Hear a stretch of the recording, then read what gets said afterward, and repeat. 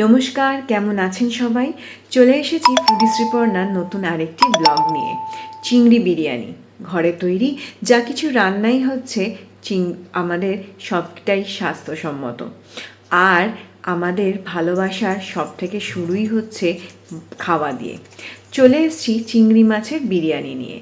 চিংড়ি মাছ এরকম সাইজের কিছু বাগদা চিংড়ি নিয়ে সেগুলোকে ভালো করে ধুয়ে বেছে নিয়ে তারপরেতে আলুগুলোকে একটুখানি প্রিক করে ভেজে নিয়ে তুলে রাখবো। আর মাছটাকে নুন হলুদ দিয়ে সেদ্ধ করে তারপরে জলটা ফেলে দেবো, কারণ চিংড়ি মাছের অনেক সময় অ্যালার্জি থাকে, তো এইটা করলে হবে না। আর পেঁয়াজটাকে একটু লাল লাল করে ভেজে নিয়ে পেঁয়াজ ভাজাটা আলাদাভাবে তুলে রাখবো।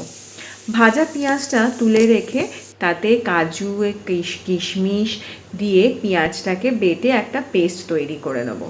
তারপরেতে কড়াতে তেল দিয়ে তাতে গুঁড়ো লঙ্কা দিয়ে হালকা করে একটু ভেজে তার মধ্যে এই পেঁয়াজ আর কাজু বাটা যে পেস্টটা রয়েছে আর তার সাথে আদা রসুন বাটা, একটু ধনে গুঁড়ো, জিরে গুঁড়ো, স্বাদ মতো নুন, চিনি, হলুদ বাটা আর বিরিয়ানি মশলা দিয়ে ভালো করে মশলাটাকে কষে নেব। আর একটা কথা, টক দই দিতে কিন্তু ভুলবেন না।